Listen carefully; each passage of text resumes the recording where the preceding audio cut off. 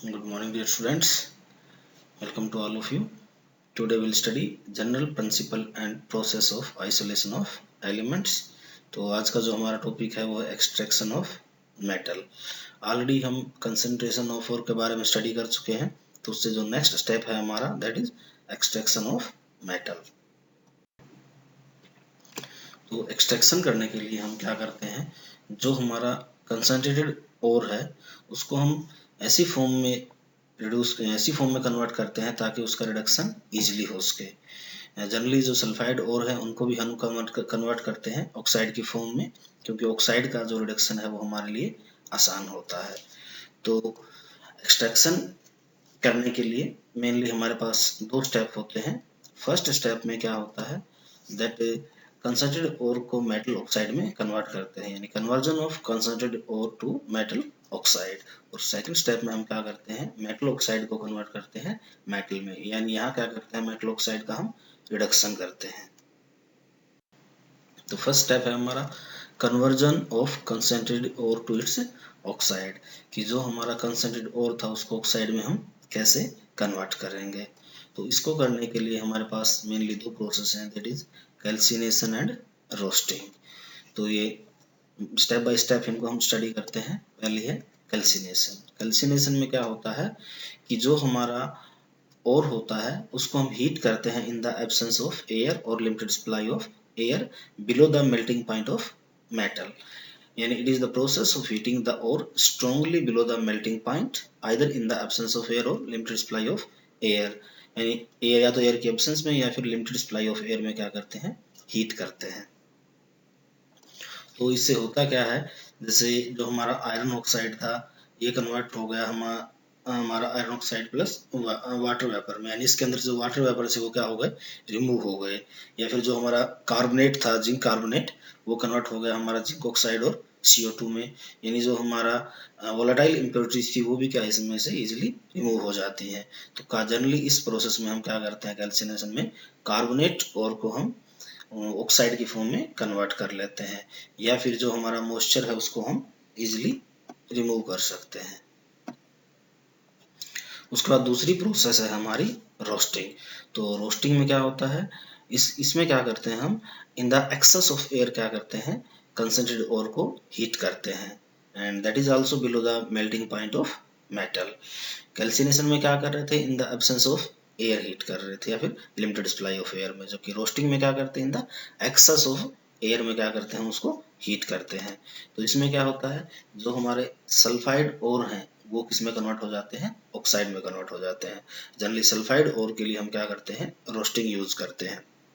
जैसे हमारा zinc sulphide convert हो गया जिंक ऑक्साइड में, लेड सल्फाइड है लेड ऑक्साइड में, ऐसे फर्दर सल्फाइड और का हम क्या करते हैं, उनके फर्दर ऑक्साइड में कन्वर्ट कर सकते हैं. इस मेथड में भी क्या होता है, हमारा एक तो मॉइस्चर रिमूव हो जाता है, या फिर जो हमारे इम्प्योरिटीज होती हैं लाइक सल्फर की, आर्सेनिक की, फॉस्फोरस की, वो भी क्या है, उनके ऑक्साइड की फॉर्म में वहां से रिमूव हो जाती हैं. तो ये हमारा फर्स्ट स्टेप था, conversion of concentrated ore to its oxide. उसके लिए हमने मेनली दो प्रोसेस की है, कैल्सिनेशन एंड रोस्टिंग. अब जो हमारी कैल्सिनेशन एंड रोस्टिंग होती है दोनों ही क्या है, फर्नेस में होती है. तो ये हमारी रेगुलेटरी फर्नेस जिसमें हम क्या करते हैं, कैल्सिनेशन या रोस्टिंग करते हैं. इसमें क्या होता है, flame are directed from the roof of the furnace on the charge and air supply can be controlled by the vents. जो वेंट्स होते हैं इनसे हम क्या करते हैं, एयर सप्लाई को कंट्रोल कर लेते हैं. तो जो इंस्टेंटली हॉट फ्लेम होती है वो चार्ज को क्या करती है, मेल्ट करती है. In case of roasting air holes are kept open. अगर हमें रोस्टिंग करनी होती है तो एयर होल्स को हम खुला रखते हैं, और कैल्सिनेशन करनी है तो उसमें हम क्या करते हैं, पार्शली या कंप्लीटली उसको बंद कर देते हैं. तो इस तरीके से जो हमारी फर्नेस है वो काम करती है. अब जो हमने कैल्सिनेशन या रोस्टिंग किया, इसको करने के बाद भी क्या है, जो हमारा ओर होता है उसमें क्या है, कुछ इम्प्योरिटीज रह जाती हैं, अर्थली इम्प्योरिटीज रह जाती हैं जो कि नॉन डिफ्यूजिबल होती हैं. तो उनको रिमूव करने के लिए हम क्या करते हैं, एडिशनल कंपाउंड ऐड करते हैं, और उस एडिशनल कंपाउंड को हम क्या बोलते हैं, फ्लक्स. तो फ्लक्स क्या होता है, फ्लक्स क्या होता है, if calcinated and roasted are still contain some impurities, यानी कैल्सिनेशन और रोस्टिंग होने के बाद भी अगर और में कुछ इम्प्योरिटीज हैं तो उनको रिमूव करने के लिए हम क्या करते हैं, additional substance is added to the ore which is called flux. जो एडिशनल सब्सटेंस हम ऐड करते हैं उसको क्या बोलते हैं, फ्लक्स बोलते हैं। अब फ्लक्स क्या करता है, जो इम्प्योरिटीज हैं उनको इजिली फ्यूजिबल प्रोडक्ट में कन्वर्ट कर देता है। तो जो फ्यूजिबल प्रोडक्ट होता है उसको क्या बोलते हैं, स्लैग बोलते हैं। यानी कि flux combine with the impurities to form a easily fusible product, यानी जो प्रोडक्ट बनेगा वो हमारा क्या होगा, फ्यूजिबल होगा, और उसको हम क्या बोलते हैं, स्लैग बोलते हैं। It means impurities plus flux they form the slag which is fusible. तो जनरली जो फ्लक्स होता है हमारा वो मेनली दो टाइप के होते हैं, बेसिक फ्लक्स या एसिडिक फ्लक्स।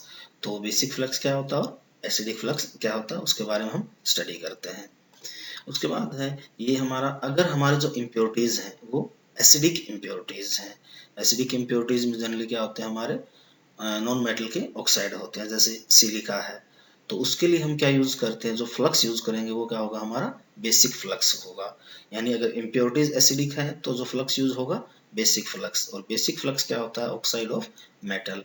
कोई भी मेटल ऑक्साइड यूज करते हैं, लाइक कैल्शियम ऑक्साइड है, लाइमस्टोन या कैल्शियम कार्बोनेट है, ये भी क्या करता है, कैल्शियम ऑक्साइड देता है। या हेमेटाइट है, Fe2O3, ये भी यूज करते हैं।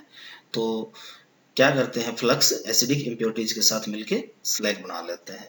जैसे ये है हमारा एसिडिक इम्प्योरिटी SiO2, उसके साथ क्या किया, बेसिक फ्लक्स CEO ने क्या किया, कैल्शियम सिलिकेट बना दिया CaSiO3, जो कि क्या होता है, हमारा एक फ्यूजिबल मास बन जाता है। इस तरीके से कैल्शियम कार्बोनेट होगा तो वो भी क्या देगा, कैल्शियम ऑक्साइड देगा, और वो भी क्या करेगा, कैल्शियम सिलिकेट बना लेता है। इसी तरीके से हमारा मैग्नीशियम कार्बोनेट है, जो कि SiO2 के साथ एसिडिक इम्प्योरिटीज के साथ मिलकर क्या करता है, मैग्नीशियम सिलिकेट बनाता है। तो ये जो हमने एसिडिक इम्प्योरिटीज को फ्यूजिबल मास में कन्वर्ट करने के लिए जो हमने डाला है कंपाउंड, वो क्या हो गया, हमारा बेसिक फ्लक्स। इसी तरीके से हमारा होता है एसिडिक फ्लक्स। वो कब यूज करेंगे, अगर हमारे ओर में क्या है, जो इम्प्योरिटीज है वो बेसिक इम्प्योरिटीज है, यानी अगर उसमें oxide of metal as a impurity present है, तो उसके लिए हम क्या करेंगे, एसिडिक फ्लक्स यूज करेंगे, जो कि क्या होगा, ऑक्साइड ऑफ नॉन मेटल होगा, लाइक सिलिका। तो यहाँ एसिडिक फ्लक्स क्या करेगा, अब बेसिक इम्प्योरिटीज के साथ कंबाइन करेगा और उसको फ्यूजिबल मास में कन्वर्ट करेगा, यानी उसको स्लैग में कन्वर्ट करेगा। जैसे अगर कहीं हमारा FeO as a impurity present है, मेटल ऑक्साइड है, तो ये बेसिक इम्प्योरिटी हो गया, तो इसके अंदर क्या करेंगे, हम एसिडिक फ्लक्स डालेंगे, नॉन मेटल ऑक्साइड डालेंगे SiO2, जो कि क्या करेगा, उसको फेरस सिलिकेट में कन्वर्ट कर देता है। इसी तरीके से अगर कहीं calcium oxide as a impurity present है तो उसमें हम क्या डालेंगे, एसिडिक फ्लक्स SiO2, जो कि उसको क्या करेगा, कैल्शियम सिलिकेट में कन्वर्ट कर देगा। तो ये थी हमारी एसिडिक फ्लक्स और बेसिक फ्लक्स। तो अब तक हमने क्या किया, एक फर्स्ट स्टेप पढ़ा है, यानी मेटल कंसंट्रेटेड ओर को हमने क्या किया, मेटल ऑक्साइड में कन्वर्ट किया, और उसके अंदर जो नो इम्प्योरिटीज थी उनको भी हमने क्या किया, रिमूव कर दिया स्लैग में कन्वर्ट करके। अब दूसरा जो स्टेप होता है वो हमारा, that is conversion of oxide to the metal. ये जो मेटल ऑक्साइड है उसको हम कन्वर्ट करते हैं किसमें, मेटल में कन्वर्ट करते हैं, यानी यहाँ हम क्या करते हैं, रिडक्शन करते हैं। तो मेटल ऑक्साइड का रिडक्शन करने के लिए क्या करते हैं, उसको हम हीट करते हैं in the presence of substance that acts as reducing agent, यानी किसी ऐसे सब्सटेंस के प्रेजेंस में हीट करेंगे जो कि मेटल ऑक्साइड के साथ क्या करेगा, रिड्यूसिंग एजेंट का काम करेगा। उसके लिए जनरली हम यूज करते हैं कार्बन या फिर कार्बन मोनोऑक्साइड, या फिर कोई दूसरा मेटल यूज करते हैं जो मेटल ऑक्साइड का क्या करता है, रिडक्शन कर देता है। अब अगर हम carbon in the form of Coke, charcoal या कार्बन मोनोऑक्साइड की फॉर्म में यूज करते हैं एज ए रिड्यूसिंग एजेंट, तो उस प्रोसेस को हम बोलते हैं स्मेल्टिंग। यानी अगर कार्बन है किसी भी फॉर्म में है, चारकोल में, कार्बन मोनोऑक्साइड में, अगर रिड्यूसिंग एजेंट का काम कर रहा है, that is called as the smelting. अब इसमें होता क्या है कि जो मेटल ऑक्साइड है वो हमारा मेटल में कन्वर्ट हो जाता है, और रिड्यूसिंग एजेंट क्या करता है, जो मेटल ऑक्साइड में ऑक्सीजन उसके साथ कंबाइन कर लेता है। जैसे फर्स्ट केस में मेटल ऑक्साइड था, कार्बन कंबाइन करके क्या किया, मेटल प्लस कार्बन ऑक्साइड बना दिया। दूसरे में जिंक ऑक्साइड है, कार्बन के साथ कंबाइन कर रहा है तो Zn प्लस CO। इस तरीके से फर्दर दोनों रिएक्शन हो रही है, यानी यहाँ हमारा कार्बन क्या कर रहा है, as a reducing agent use कर रहा है। तो ये हमारा एक एग्जाम्पल था कि हम मेटल ऑक्साइड को कैसे मेटल में कन्वर्ट करते हैं by using A stable reducing agent. Now जो मेटल ऑक्साइड का अगर हम रिडक्शन करते हैं by using stable reducing agent, that is called pyrometallurgy या thermal reduction. In the process of extraction of metal by heating the metal oxide with a stable reducing agent, it's called thermal reduction. यानी heating से कर रहे हैं तो इसका नाम क्या हो गया, थर्मल रिडक्शन। अब जो हम रिडक्शन करते हैं तो कुछ मेटल ऑक्साइड का रिडक्शन इजीली हो जाता है और कुछ मेटल ऑक्साइड का रिडक्शन इजीली नहीं हो पाता है। उनके लिए हमें क्या है, टेम्परेचर ज़्यादा करना पड़ता है, टू इंक्रीज द टेम्परेचर, और we have to use stable reducing agent.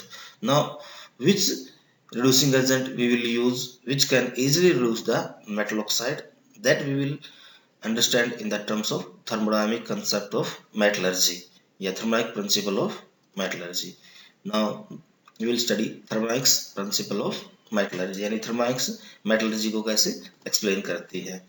तो thermodynamics में mainly क्या है, जो gives free energy है, that is main important for understanding the concept of metallurgy, because we know that किसी भी रिएक्शन के लिए the change in gives free energy at any temperature can be explained by the equation delta G is equal to delta H minus T delta S, जहाँ delta G क्या होता है, हमारा gives free energy change होता है, delta H हमारा enthalpy change होता है, delta S एंट्रोपी चेंज है, T जो हमारा at any temperature। तो इसकी इक्वेशन क्या होती है, अगर कोई भी रिएक्शन हमारी स्पॉन्टेनियस है then delta G is our negative, तो डेल्टा G नेगेटिव होगा तो मीन्स रिएक्शन क्या हमारी स्पॉन्टेनियस हो जाएगी। अब इसी को this change could be explained through another equation in which delta G naught is equal to minus RT ln K, जहाँ K क्या है हमारा, K is the equilibrium constant of reactant to product। कोई भी हमारी रिएक्शन हो रही है रिएक्टेंट टू प्रोडक्ट में जा रही है at any temperature, तो उसका जो equilibrium constant है that is K। For a reaction it's spontaneous तो delta G will be negative, अगर डेल्टा G नेगेटिव होगा तो उसके लिए इक्विलिब्रियम कांस्टेंट K क्या होगा, हमारा पॉजिटिव होगा।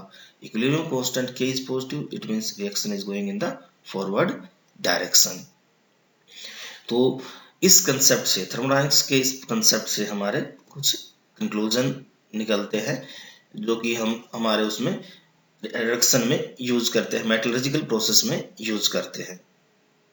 तो फर्स्ट क्या है, when the value of delta G is negative in equation then only reaction will be proceed। अगर किसी में डेल्टा G हमारी नेगेटिव है तभी वो रिएक्शन क्या होगी, स्पॉन्टेनियस हो गई, हमारी फॉरवर्ड डायरेक्शन में मूव करेगी। If delta S is positive, अगर एंट्रोपी चेंज पॉजिटिव है तो on increasing the temperature T delta S हमारा ज्यादा हो जाएगा। अगर T डेल्टा S ज्यादा होगा तो डेल्टा G जो है हमारी वो क्या होगी, ज्यादा नेगेटिव हो जाएगी। It means the reaction will takes place easily, यानी उसका रिडक्शन हम क्या है, इजिली कर सकते हैं। इसीलिए कुछ मेटल ऑक्साइड रिडक्शन हम हाई टेम्परेचर पर करते हैं ताकि डेल्टा G क्या हो, हमारी ज्यादा नेगेटिव हो जाए। दूसरा है, if reactant and product of two reactions are put together in a system the net delta G of two possible reaction is negative, तभी हमारी क्या होगी, रिएक्शन हो पाएगी। इट मीन्स अगर कोई एक रिएक्शन हमारी नॉन स्पॉन्टेनियस है या उसकी स्पॉन्टेनिटी बहुत कम है जो नहीं हो रही है इजीली, तो उसको हम क्या करें, किसी दूसरी रिएक्शन के साथ रख दें, दो रिएक्शन को आपस में हम क्या कर दें, कपलिंग कर दें। तो अगर ओवरऑल डेल्टा G हमारी ज्यादा नेगेटिव हो गई then the reaction will takes place. That is the second conclusion that we find out. कैसे इसको, we will understand it by example. For example, जब भी हम मेटल ऑक्साइड का रिडक्शन करते हैं तो हम क्या करते हैं, यहाँ मेटल ऑक्साइड में डिकम्पोजिशन होता है, मेटल प्लस ऑक्सीजन में वो कन्वर्ट होता है। ओके, बट एक्चुअल में जो डेल्टा G होती है हमारे पास, वो क्या होती है, मेटल ऑक्साइड का फॉर्मेशन की होती है।